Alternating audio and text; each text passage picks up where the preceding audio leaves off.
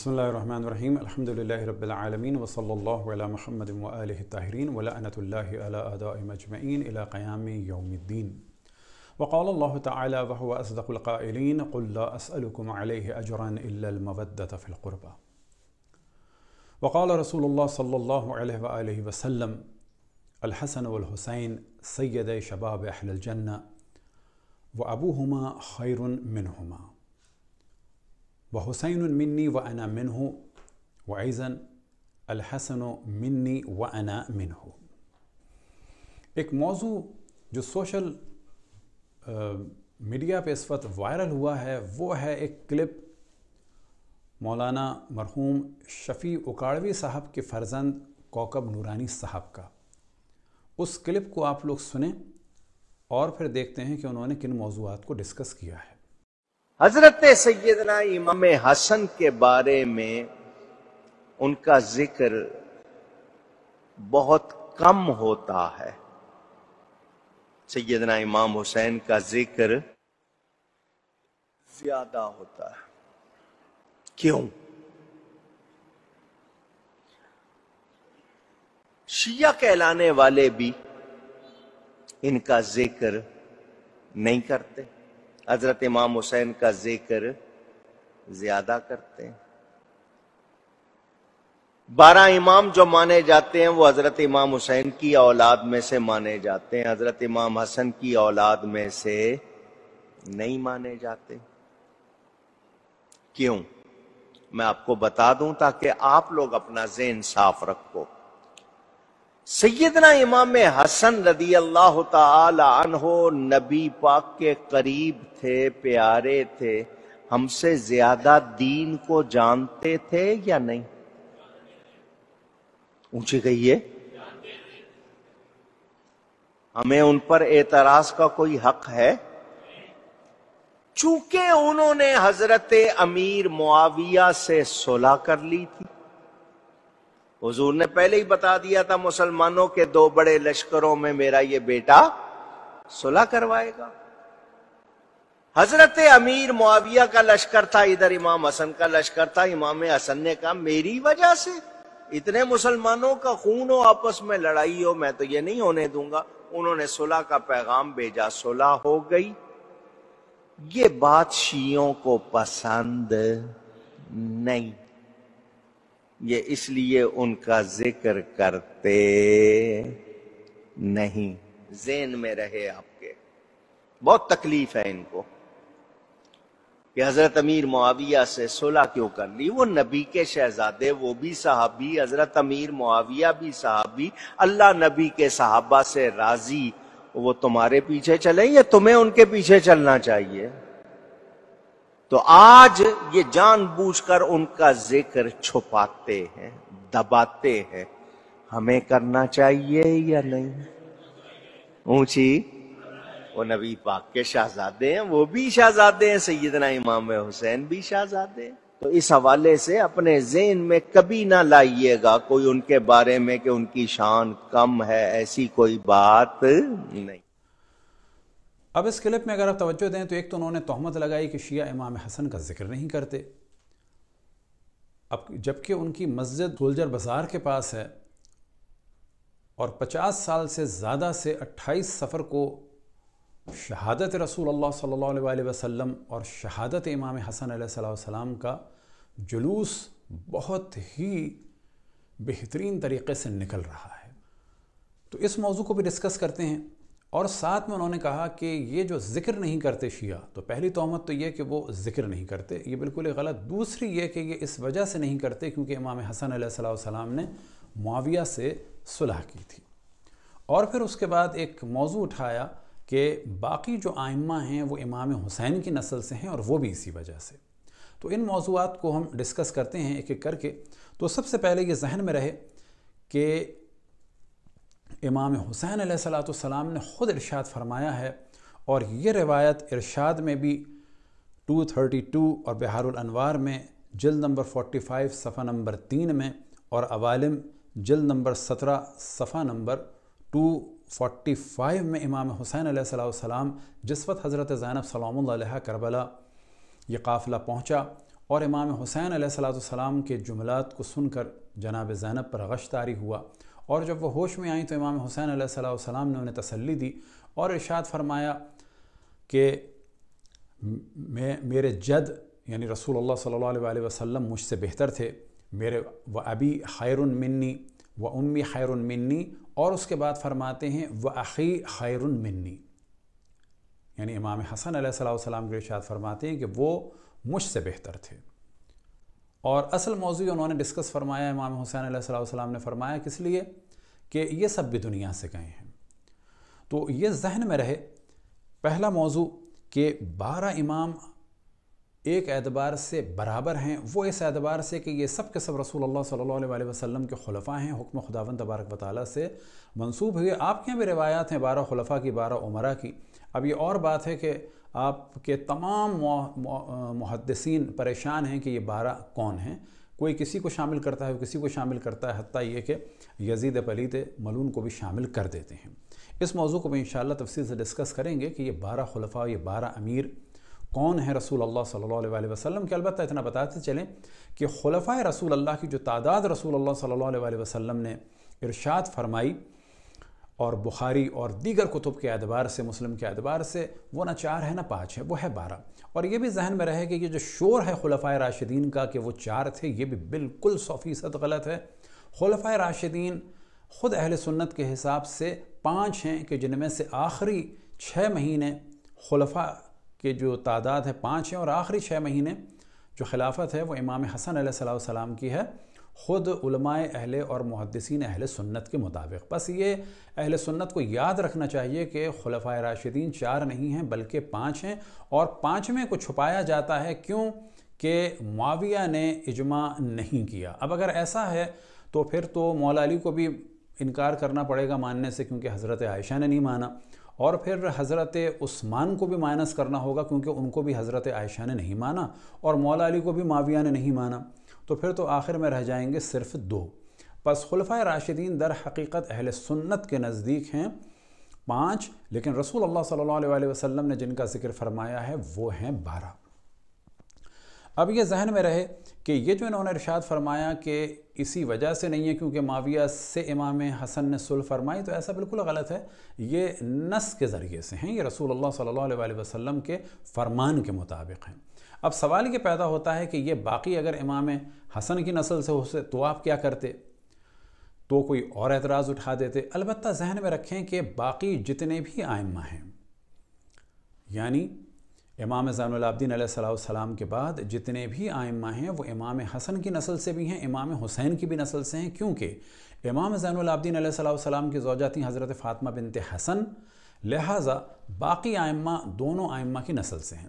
اور وہ روایت کہ جو آپ کے یہاں امام مہدی علیہ السلام کے بارے میں ہے، وہاں پر ان کے والد کا نام حسن ملتا ہے، اور وہ حسن 2 اعتبار سے اس کو دیکھا جا سکتا ہے اس نام کو، کہ اگر امام حسن مجتبی مراد ہیں امام زمان کے امام حسن کی نسل سے ہیں تو یہ بات بھی صحیح ہے، امام زمان علیہ السلام، امام مہدی علیہ السلام امام حسین کی نسل سے بھی ہیں، امام حسن کی نسل سے بھی ہیں، اور اگر آپ کی اس روایت کو دیکھا جائے تو ان کے والد کا نام بھی حسن تھا، یعنی امام حسن عسکری علیہ السلام۔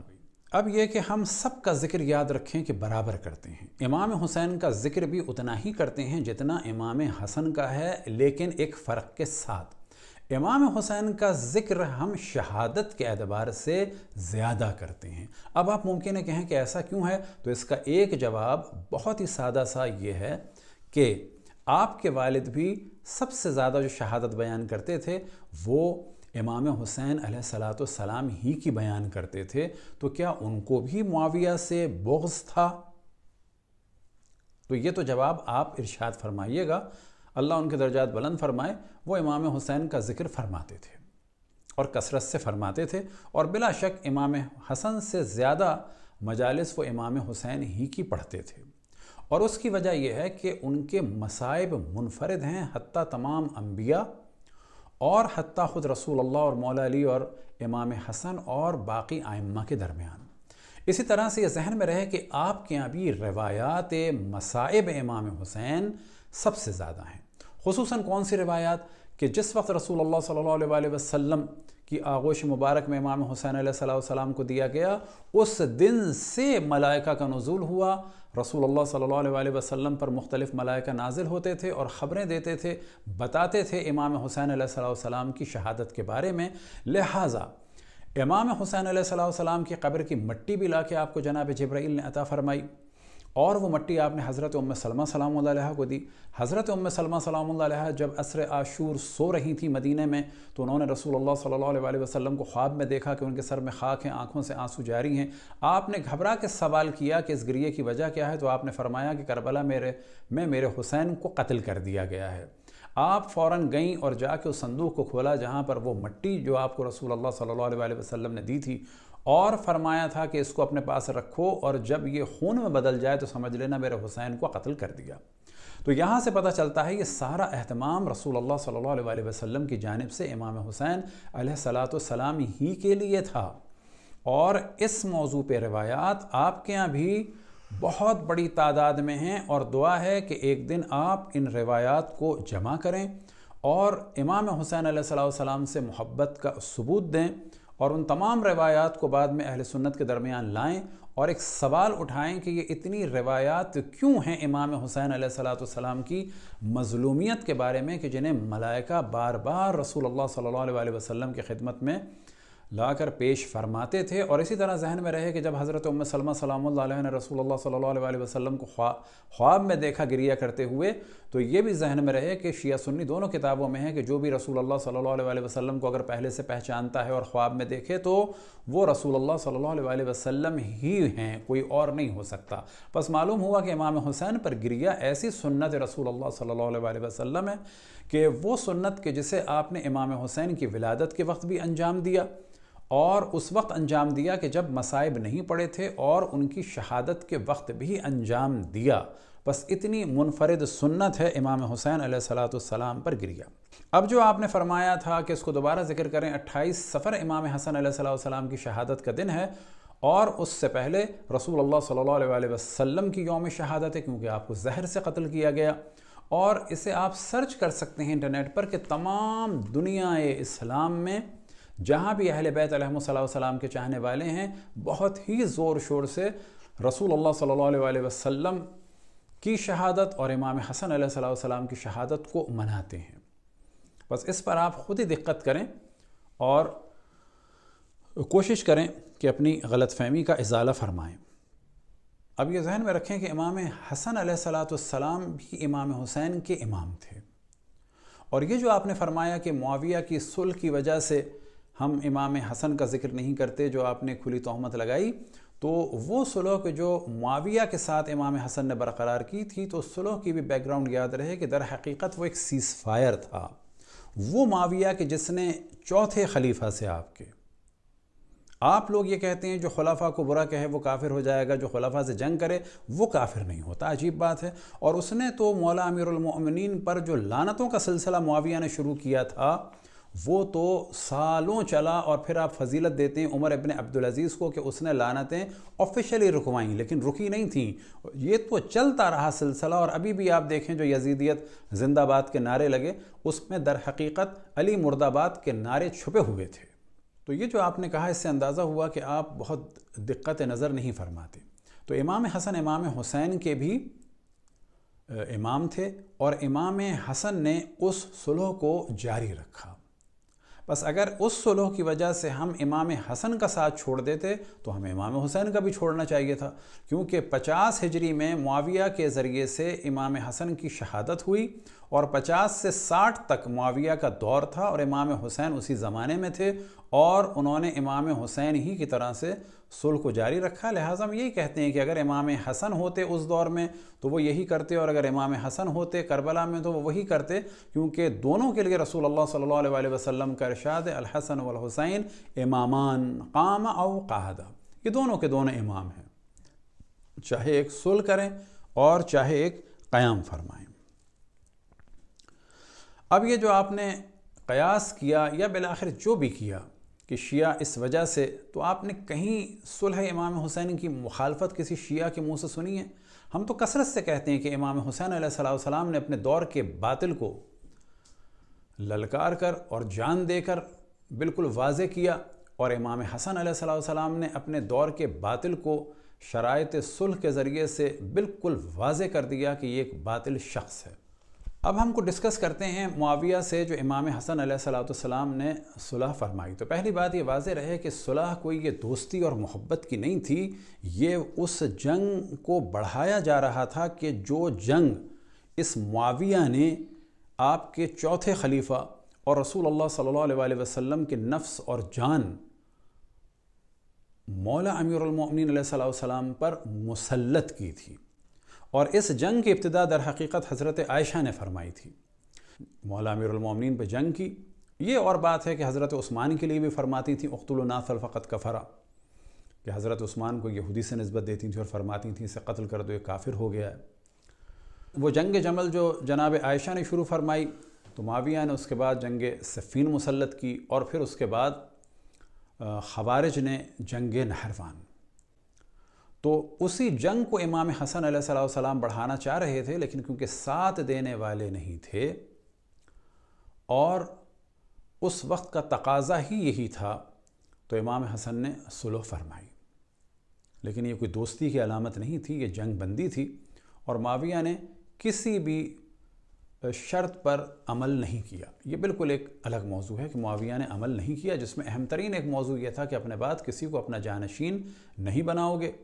علی ابن ابی طالب علیہ السلام کو گالیاں دینا بند کرو گے، وہ نہیں کی گئیں۔ ان کے چاہنے والوں پر ظلم بند کرو گے، وہ نہیں کیا گیا، اور وہ اب تک چل رہا ہے۔ اب ایک موضوع جو آپ نے ڈسکس کیا، اور عموماً علماء اہل سنت اسے ڈسکس کرتے ہیں، کہ امام حسن علیہ السلام نے دو مسلمان گروہوں کے درمیان صلح کرائی۔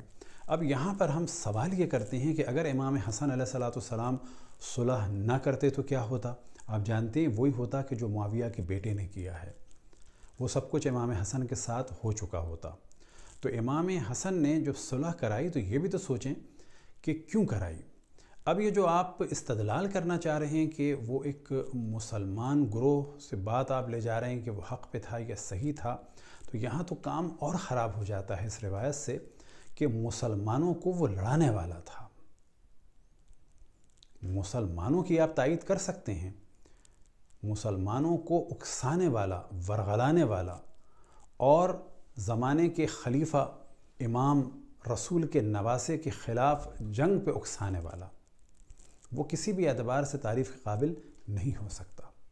کہ آپ کے سامنے صحیح بخاری کی وہ روایت نہیں ہے، اور یہ مشہور ترین روایت نہ فقط صحیح بخاری میں، تقریباً کہا جا سکتا ہے اکثر کتب روایی اہل سنت میں ہے، کہ رسول اللہ صلی اللہ علیہ وسلم نے ارشاد فرمایا جناب عمار سے کہ تمہیں ایک باغی گروہ قتل کرے گا۔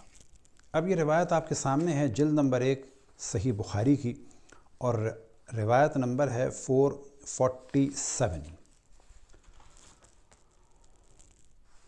تو اصل واقعہ کیا ہے یہ آپ کے سامنے پڑھ کے سنا دیتے ہیں، کہ ابو سعید خدری رضی اللہ تعالی عنہ کی خدمت میں جاؤں اور ان کی احادیث سنوں۔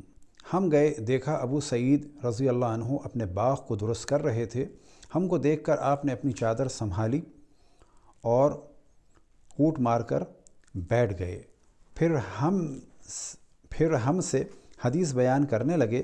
جب مسجد نبوی کے بنانے کا ذکر آیا تو آپ نے بتایا کہ ہم مسجد بنانے میں حصہ لیتے وقت ایک ایک اینٹ اٹھاتے، لیکن عمار 2 اینٹیں اٹھا رہے تھے۔ آن حضرت صلی اللہ علیہ وسلم نے انہیں دیکھا تو ان کے بدن سے مٹی جھاڑنے لگے اور فرمایا عفسوس، عمار کو ایک باغی جماعت قتل کرے گی جسے عمار جنت کی دعوت دیں گے، اور وہ جماعت عمار کو جہنم کی دعوت دے رہی ہوگی۔ اب جس معاویہ کے لیے آپ کہنا چاہ رہے ہیں اسے مسلمان کہہ کر، تو صحیح بخاری میں تو اسے باغی کہا جا رہا ہے، اور ایسا باغی نہیں کہ جو فقط تخت و تاج کے لیے ہو، صحابی رسول کو جہنم کی جانب دعوت دینے والا۔ تو اب عام مسلمانوں کے لیے کتنا خطرناک ہوگا۔ اور یہی عیناً روایت صحیح بخاری جلد نمبر 4 صفحہ نمبر 277 حدیث نمبر 2812 میں، اتنے میں نبی کریم ادھر سے گزرے اور ان کے سر سے غبار کو صاف کیا، پھر فرمایا عفسوس، عمار کو ایک باغی جماعت مارے گی، یہ تو انہیں اللہ کی اطاعت کی طرف دعوت دے رہا ہوگا لیکن وہ اسے جہنم کی طرف بلا رہے ہوں گے۔ حضرت عمار بن یاسر کے فضائل و حالات بیان ہو چکے ہیں۔ یہاں مراد جنگ صفین ہے جس میں یہ حضرت علی کے ساتھیوں میں سے تھے اور 35 میں یہ وہاں ہی 93 سال کی عمر میں شہید ہوئے۔ آن حضرت صلی اللہ علیہ وسلم نے ازراہ شفقت و محبت ان کا سر گرد و غبار سے صاف کیا، اس سے ان کی بہت بڑی فضیلت ثابت ہوئی اور باپ کا مقصد بھی ثابت ہوا۔ تو اب یہاں پر واضح ہوا کہ آپ جس کا دفاع کرنا چاہ رہے ہیں وہ مسلمان گروہ کو ورغلانے والا سردار تھا اور در حقیقت یہ باغی تھا، حتیٰ عمار جیسوں کو جہنم کی جانب بلانے والا، یعنی کیا کہ عام مسلمانوں کو گمراہ کرنے والا، جہنم کی جانب بلانے والا۔ اب سوال یہ پیدا ہوتا ہے کہ یہ جو صحابہ کے فضائل بیان کیے جاتے ہیں، کیا معاویہ کو اور حضرت عائشہ کو ان فضائل کا علم تھا؟ آپ لوگوں کو تو ہے، لیکن سوال یہ پیدا ہوتا ہے انہیں تھا یا نہیں تھا؟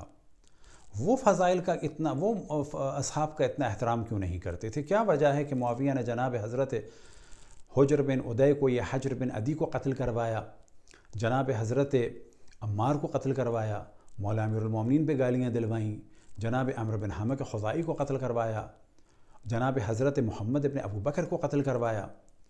تو سمجھ میں نہیں آتا کہ یہ روایتیں آپ تک تو پہنچ گئیں کہ اصحاب کا احترام کرو، ان لوگوں تک کیوں نہیں پہنچی تھیں؟ اب اگر انہوں نے سن کے بھی رسول اللہ صلی اللہ علیہ وسلم کو نہیں مانا، جس طرح سے حضرت عائشہ نے جنگ کی یا معاویہ نے جنگ کی، یا جس طرح سے اور اصحاب پر ظلم ہوا، جیسے کہ حضرت مالک بن نویرہ رضی اللہ تعالی عنہ پر ظلم ہوا، ان کی زوجہ کی حرمت کو پامال کیا گیا، جبکہ آپ ہی اس اپنے کلپ میں کہ جب آپ کے سامنے ہم پیش کر رہے ہیں، اللہ تعالیٰ فرما رہا ہے میرے حبیب آپ فرما دیجئے میں تم سے اور کچھ نہیں مانگتا سوائے اپنی قرابت کی محبت کے۔ قرآن کی اس آیت نے بتایا کہ قرابت رسول کی محبت ایمان والوں پر واجب ہے۔ کیا ہے؟ واجب ہے۔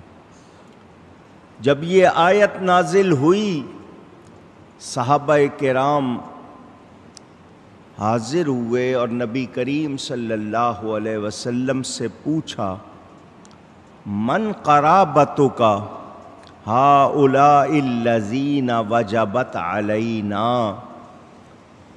یا رسول اللہ صلی اللہ علیہ وسلم آپ کے وہ قریبی کون ہیں جن کی محبت ہم پر واجب کی گئی ہے؟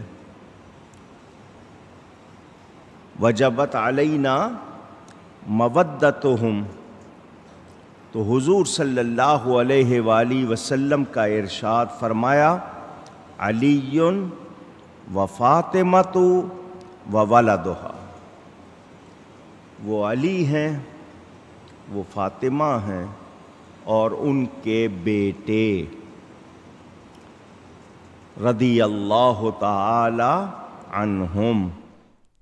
آپ فرما رہے ہیں کہ یہ ہیں قربۂ رسول اللہ، تو سوال یہ پیدا ہوتا ہے آپ کو پتہ ہے یہ قربۂ رسول اللہ ہیں، ان کی محبت سے رسالت کی اجرت ادا ہوگی، لیکن کیا یہ حضرت عائشہ کو اور خود معاویہ کو اور ان لوگوں کو نہیں پتہ تھا ان قربہ کا؟ تو سیدھی بات ہے کہ جو اشرف الانبیاء صلی اللہ علیہ وسلم نے فرمایا باغی گروہ تھا یہ۔ پھر آپ نے ایک اور اپنی تقریر میں کہ جو دیکھنا چاہیں وہ مل سکتی ہے انہی کے نام سے، اگر آپ سرچ کریں 2019 کی ہے، وہاں یہ فرماتے ہیں جس نے امام حسن سے صلح کی ہم اس سے جنگ نہیں کر سکتے۔ جس سے امام حسن نے صلح کی تو آپ کے چوتھے خلیفہ نے تو ان سے جنگ کی تھی، تو آپ جنگ کیوں نہیں کریں گے اس سے؟ کتنی عجیب بات ہے۔ آپ یہ کہہ رہے ہیں جس سے امام حسن نے صلح کی، آپ یہ کیوں نہیں کہہ رہے کہ جس سے امام حسن نے صلح کی، مجبوری میں صلح کی، اور امام حسن کے والد سے اور چوتھے خلیفہ سے اس آدمی نے جنگ کی تھی؟ تو آپ کو تو جنگ کرنی چاہیے چوتھے خلیفہ کی سیرت اور سنت پر عمل کرتے ہوئے۔ اب यहाँ पर एक किताब को हम आपके सामने पेश करते हैं। ये आप ही के वालिद माजिद की किताब है, इमाम पाक और यजीद पलीद, और इसके सफ़ा नंबर 188 को आपके सामने पेश करते हैं कि जिसमें और हसन ने जहर से वफ़ात पाई, इनकी बीवी जादा बिनत अशस ने इनको जहर पिलाया था। कहा जाता है कि इसने ये फ़ेल मुआविया के हुक्म से किया था, और ये भी कहा जाता है कि यजीद के हुक्म से किया था। अब ये किताब जो है हम सिपाह सहाबा के सामने भी पेश कर रहे हैं कि इसमें शफ़ी उकाड़वी साहब ने मुआविया के साथ कहीं भी रज़ी अल्लाह नहीं लगाया। इस किताब को भी वैसे बैन होना चाहिए। और दूसरी बात ये कि ये ज़ाहिर है कि शफ़ी उकाड़वी साहब ने अपने पास से तो नहीं लिखा, ये कुतुब तारीख़ में कसरत से है कि मुआविया ने जहर दिलवाया था जादा बिनत अशस के ज़रिए से। अब ये जादा बिनत अशस कौन है, तो ये बड़ी तेज़ी से बताते चलें। इसी किताब में पेज नंबर 204 से ये मौजू शुरू होता है कि अशस वो था कि जिसने इब्ने मुलजिम को अपने यहाँ रात को रखा। तो ये सब आप इसको पढ़ सकते हैं। और उसको सपोर्ट किया और सुबह अपने बच्चे को भेजा और पूछा कि देख के आओ कि क्या हुआ। और उसके साथ साथ इसको ये वाज़े करते हैं, और यही जादा का बाप, बल्कि इसको कर देते हैं। इस रिवायत से वाज़े तौर पर साबित हुआ कि जादा के बाप अशस को इब्ने मुलजिम के इरादे कत्ल का इल्म था। तो अगर इसके दिल में हज़रत अली करमल्लाहु वजहू की अक़ीदत और मोहब्बत होती तो वो इब्ने मुलजिम को इस जुल्म से रोकता, या किसी तरह हज़रत अली या आपके किसी अज़ीज़ को इसकी इत्तला कर देता। बल्कि तस्लीम करना पड़ेगा कि वो भी हज़रत अली के कत्ल में एक किस्म का शरीक था। और यही जादा का बाप अशस हज़रत अबू बकर सिद्दीक़ रज़ी अल्लाह अन्हो के अहद खिलाफत में अपने कबीले के साथ मुर्तद हो गया था। चुनाचे हज़रत इम्रुल कैस के समझाने बुझाने से कि तुम कत्ल कर दिए जाओगे, ये लोग खौफ कत्ल से फिर इस्लाम में आ गए। नीज़ हज़रत मुस्लिम इब्न अकील को कूफे में गिरफ़्तार करने वाला और इब्न ज़ियाद का हामी साथी जादा का भाई मोहम्मद इब्न अशस था। इसी जादा के भाई कैस और मोहम्मद बिन अशस, ये दो भाई, और इसके कबीले के किंदी लोगों ने करबला में यजीदी लश्कर यजीदी लश्कर में थे। और हज़रत इमाम हुसैन रज़ी अल्लाह अन्हु की शहादत के बाद जादा के ज़ालिम भाई ने हज़रत इमाम के तने बेसर से जुब्बा और चादर उतार ली और पाँव से नालैन शरीफैन उतार ली। कमा सयाती फ़ी ज़िक्र शहादा इंशाअल्लाह।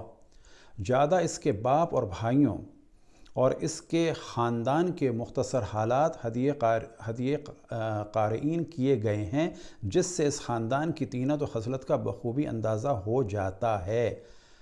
अब यहाँ पर एक चीज़ ये बताना भूल गए कि मोहम्मद बिन अशस बिन कैस क़िंदी शौहर था हज़रत अबू बकर की बहन उम्मे फरवा का, और ये जादा बिनते अशअस बेटी थी उम्मे फरवा की, और भांजी थी जनाब अबू बकर की, और सगी फूफीज़ाद बहन थी जनाब आयशा की।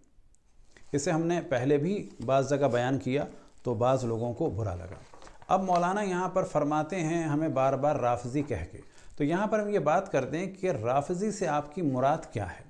राफ़ज़ी से अगर आपकी मुराद है जो असहाब को बुरा कहते हैं, तो फिर तो आपको मानना होगा कि मुआविया ने मौला अमीरुल मोमिनीन को गाली दिलाई, उसे भी आप राफ़ज़ी कहें। हज़रत अली भी हज़रत अली की हज़रत आयशा भी मुखालिफ थी, उन्हें भी आप राफ़ज़ी कहें। और अगर आप उनके तौबा के कायल हो जाएं कि उन्होंने मान लिया था कि गलती हो गई, तो आपको इतना कहना होगा कि बिलाखिर माजी में ये लोग राफ़ज़ी ज़रूर रहे। लेकिन इमाम शाफ़ी अपने दीवान में फ़रमाते हैं, ये दीवान आपके सामने है, इसमें ये आपके सामने है, इन काना रफ़ज़न हुब्ब आले मोहम्मद फल यशहद सक़लान अन्नी राफ़ज़ी। तो यहाँ से पता चलता है कि अहले बैत के चाहने वालों को राफ़ज़ी कहा जा रहा था। और वजह क्या थी? अहले बैत की मोहब्बत। यही वजह है कि इमाम शाफ़ी फरमाते हैं कि अगर आले मोहम्मद की मोहब्बत रफ़्ज़ है तो ए जिन्न इंस गवाही दो कि मैं राफ़ज़ी हूँ। दुआ है कि खुदावंद तबारक व तआला आप सबको मोहब्बत रसूलुल्लाह सल्लल्लाहु अलैहि वसल्लम और अहले बैत अता फ़रमाए। और इसी तरह से रबीउल अव्वल आने वाला है, गुजारिश है कि तौहीन रिसालत का सिलसिला शुरू ना फरमाइएगा। कभी उनको जाहिल कहकर कि वो पढ़ना लिखना नहीं जानते थे, कभी उनके माँ बाप को काफिर कहकर, और इनडायरेक्ट वे में आप ये कहना चाहते हैं कि माज़ल्लाह रसूलुल्लाह सल्लल्लाहु अलैहि वसल्लम کافر پیدا ہوئے، نجس پیدا ہوئے تو یہ جسارت نہ کیجیے گا، اور اگر ان کے لیے آپ لوگوں کا اتنا دل کھلا ہوا ہے تو پھر اوروں کے اعتراضات کو سننے کی بھی طاقت رکھیے گا۔ وصلی اللہ علی محمد وآلہ الطاہرین۔